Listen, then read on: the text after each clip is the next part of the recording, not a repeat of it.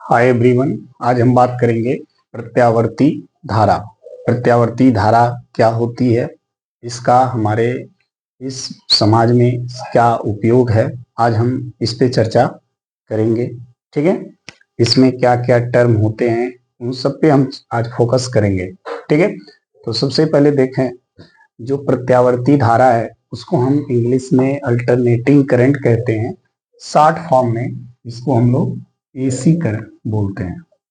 ठीक है, अब देखिए, इस एसी करंट का जो हमारे समाज में जो यूज है वो है 99%। पूरे विश्व में सबसे ज्यादा उपयोग होने वाली जो करंट है वो है एसी करंट। ठीक है, प्रत्यावर्ती धारा पूरे विश्व में सबसे ज्यादा उपयोग होने वाली करंट प्रत्यावर्ती धारा है, जो लगभग 99% यूज होता है।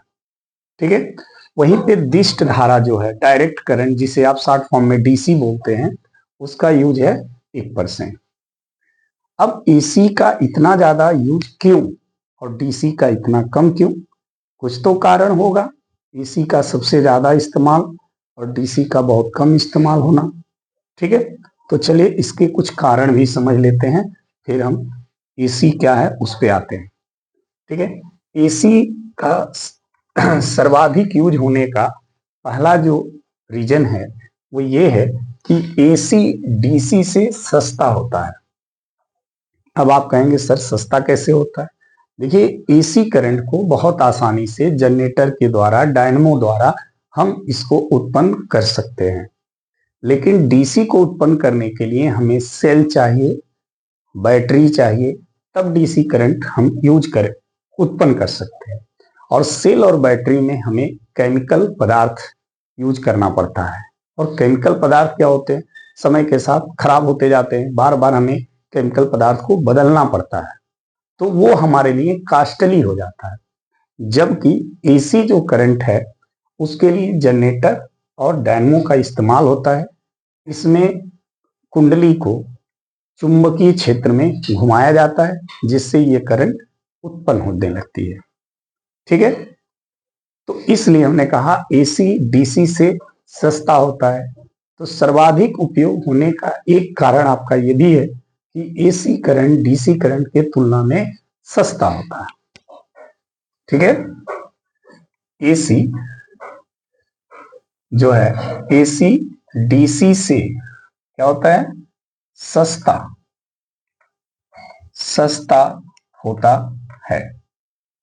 ठीक, दूसरा क्या है, दूसरा कारण इसका समझिए, एसी करंट को डीसी में अगर हम बदल रहे हैं तो एक छोटा सा उपकरण होता है, वो होता है रेक्टिफायर।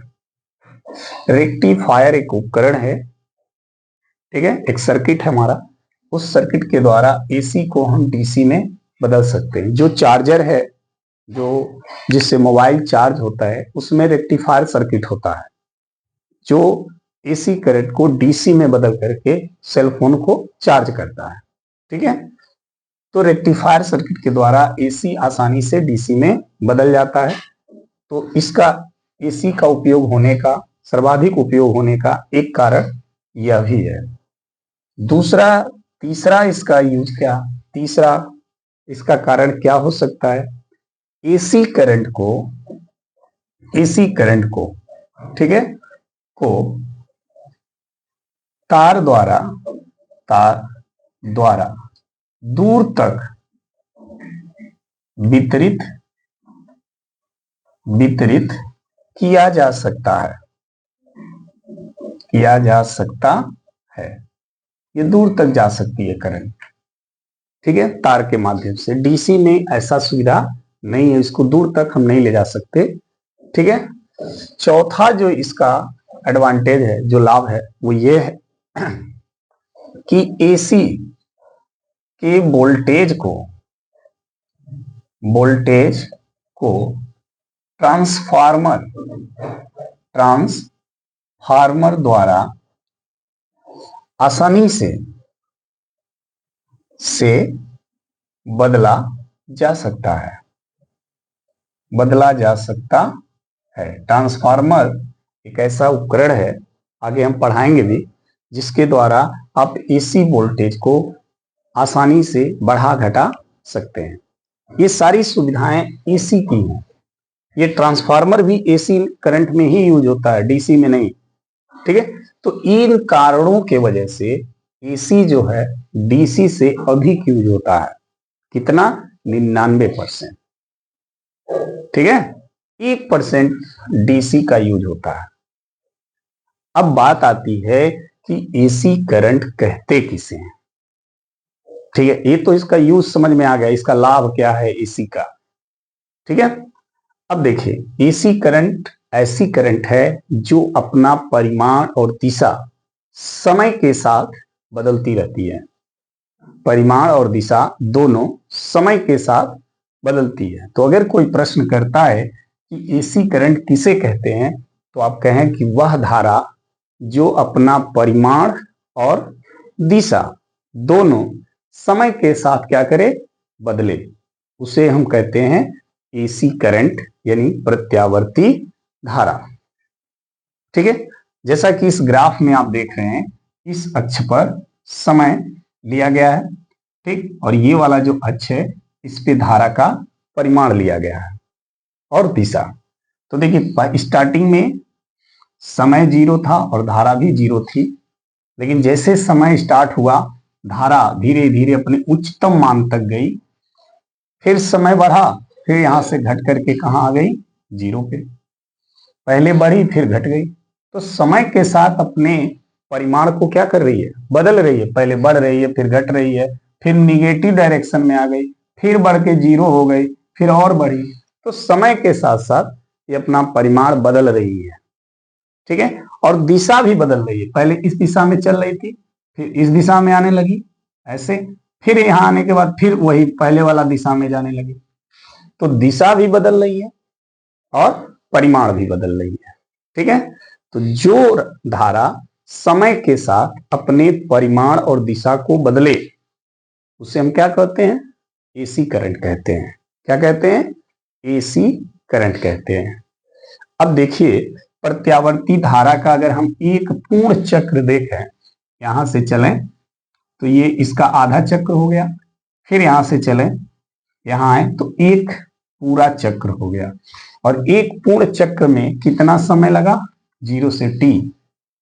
कितना समय लगा? 0 से t, यानी t टाइम में ये अपना एक चक्र पूरा कर लेती है। इसे प्रत्यावर्ती धारा का एक पूर्ण चक्र कहते हैं। ठीक है, और एक पूर्ण चक्र में अगर हम देखें तो इस धारा का जो औसत मान या माध्य मान होगा वो क्या हो जा रहा है? 0। देखिए, यहां से चली फिर 0, फिर यहां से चली फिर 0। तो एक राउंड पूरा करने में इसका जो औसत मान आएगा धारा का वो फिर क्या मिलेगा? 0।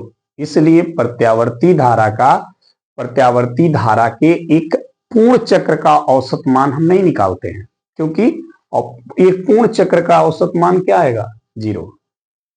इसलिए इसका अर्ध चक्र का औसत मान हम ज्ञात करते हैं। ठीक है, अच्छा, ये जो प्रत्यावर्ती धारा का जो ग्राफ है, इस ग्राफ का नाम क्या है? इसे हम कहते हैं जया वक्र। क्या कहते हैं? जया वक्र। ये जया वक्र के रूप में चल रही है। ठीक है, प्रत्यावर्ती धारा का समीकरण क्या होता है? कई बार आपसे यही पूछा जाता है कि प्रत्यावर्ती धारा का समीकरण बताइए। समीकरण, तो समीकरण होता है I equal to I0 sine omega t। इसी को हम कास के रूप में भी लिख सकते हैं, I equal to I0 cos omega t। ये प्रत्यावर्ती धारा का समीकरण है। इसी तरह से प्रत्यावर्ती धारा का अगर प्रत्यावर्ती वोल्टेज की बात किया जाए, प्रत्यावर्ती वोल्टेज अगर आपसे पूछा जाए कि प्रत्यावर्ती वोल्टेज का समीकरण क्या होगा, ठीक, तो प्रत्यावर्ती वोल्टेज का समीकरण आप equal to E naught sine omega T या equal to E naught cos omega T लिख सकते हैं। ये प्रत्यावर्ती वोल्टेज का समीकरण है और ये प्रत्यावर्ती धारा का समीकरण है जो साइन और कॉस के पद में लिखा जा सकता है। क्लियर? अब इसमें समीकरण जो हमने लिखा है इसमें कौन कौन टर्म यूज किए गए हैं उस टर्म पे हम थोड़ा बात कर लेते हैं। देखिए, इस समीकरण में जो भी समीकरण आपने लिखा है आई नॉट लिखा है, तो जो आई नॉट है वह प्रत्यावर्ती धारा का शिखर मान है। शिखर मान का मतलब होता है उच्च मान, उससे अधिक धारा नहीं बह सकती। ठीक है, आई नॉट को धारा का शिखर मान या उच्च मान कहते हैं। ठीक है, इसमें जो ओमेगा टी है, ओमेगा टी जो साइन या कास का जो कोणांक है उसको हम कला कहते हैं। ओमेगा टी प्रत्यावर्ती धारा का क्या है? कला है। क्या है? कला। ठीक है, अच्छा, इसमें जो ओमेगा है, ओमेगा इसे हम कोणीय वेग या कोणीय आवृत्ति कहते हैं। ठीक है, इस ओमेगा की वैल्यू क्या होती है? ओमेगा की वैल्यू होती है 2 पाई एफ, जहां एफ क्या है? आवृत्ति। एफ क्या है? आवृत्ति। ठीक है, ध्यान दीजिएगा, एफ क्या है? आवृत्ति है। ठीक, ये इनके समीकरण में जो टर्म यूज किए गए हैं उन टर्मों के विषय में हमने आपको बताया है। इसमें टी क्या है? टाइम है। टी क्या है? टी क्या है? समय। ये प्रत्यावर्ती धारा जो चल रही है वो कितना समय लेगी, उस समय है टी। ठीक है, यही सब चीज देखिए वोल्टेज में भी है। यहां देखिए ई नॉट है, जैसे आई नॉट को प्रत्यावर्ती धारा का शिखर मान कहते हैं, उसी तरह ई नॉट को प्रत्यावर्ती वोल्टेज का शिखर मान कहते हैं। ये वोल्टेज का उच्च मान या शिखर मान है। बाकी ओमेगा टी इसमें भी है जैसे इसमें था। क्लियर है? तो ये प्रत्यावर्ती धारा के शिखर मान या उच्च मान या उनके जो टर्म थे उनके विषय में हमने आपको बताया। ठीक है, प्रत्यावर्ती धारा को प्रतीक के रूप में जब सर्किट हम बनाते हैं तो प्रत्यावर्ती धारा को प्रदर्शित कैसे करते हैं? प्रत्यावर्ती धारा स्रोत को प्रत्यावर्ती धारा स्रोत को ऐसे प्रदर्शित किया जाता है, क्योंकि ये जो लाइन आप देख रहे हैं ना, ये डिजाइन ये इसी से बना हुआ है, इसी से, क्योंकि प्रत्यावर्ती धारा इसी रूप में चलता है। तो जहां कहीं भी सर्किट में आपको इस तरह का लगा हुआ है स्रोत, तो समझ लीजिएगा उसे एसी करंट से जोड़ा गया है। ये प्रत्यावर्ती धारा स्रोत है, प्रदर्शित करते हैं। ठीक है, हमारे भारत में जो प्रत्यावर्ती धारा यूज होती है उसकी आवृत्ति कितनी होती है और उसका वोल्टेज कितना होता है, हम उस पर अब चर्चा करेंगे। ठीक है, तो देखिए भारत में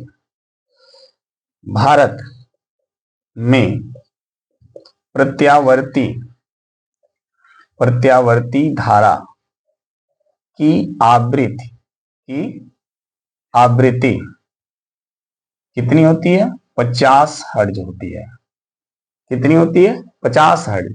यानी 50 हर्ट्ज आवृत्ति का एसी करंट हम भारत में यूज करते हैं। वोल्टेज कितना होता है? प्रत्यावर्ती वोल्टेज कितना होता है जो भारत में यूज किया जाता है? प्रत्यावर्ती वोल्टेज 220 वोल्ट होता है। यानी हमारे आपके घर जो करंट आती है पोल से, जो एसी करंट पोल से आती है, उसकी आवृत्ति 50 हर्ट्ज होती है और वोल्टेज 220 वोल्ट होता है। आवृत्ति 50 हर्ट्ज का मतलब क्या होता है? 50 हर्ट्ज आवृत्ति का मतलब है कि यह प्रत्यावर्ती धारा जो अपना एक पूरा चक्र यहां तक कर रही है वो 1 सेकेंड में 50 बार पूरा करेगी। ऐसे 1 सेकेंड में कितनी बार? 50 बार। प्रत्यावर्ती धारा 1 सेकेंड में 50 चक्र पूरा करती है ऐसे, इसीलिए इसकी आवृत्ति क्या होती है? 50 हर्ट्ज होती है। दूसरा चीज, अगर प्रत्यावर्ती धारा 1 सेकेंड में 50 राउंड मार रही है तो सोचिए एक चक्र में ये 2 बार जीरो हो रही है, तो 50 राउंड में कै बार जीरो होगी? 100 बार। 50 राउंड में एसी करंट कै बार जीरो होगी? 100 बार। भाई देखिए, यहां से जीरो से चली, फिर जीरो, यहां आई, फिर जीरो, तो एक चक्र में 2 बार जीरो हो रही है और 1 सेकेंड में कै राउंड मारती है? 50, तो कै बार जीरो हुई? 100। यानी एसी करंट 1 सेकेंड में 100 बार ऑफ होती है, जीरो हो जा रही है ना करंट, 100 बार ऑफ होती है।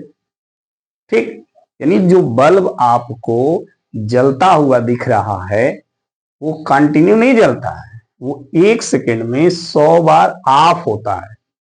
सोचिए कितना फास्ट ये एसी करंट फ्लो करती है कि 1 सेकेंड में 100 बार ऑफ होती है। हमारी आंख जो है उसे 1 सेकेंड में 16 बार देखने की क्षमता रखता है और ये 1 सेकेंड में 100 बार ऑफ हो रहा है, इसलिए हम बल्ब को ऑफ होते नहीं देख पाते हैं।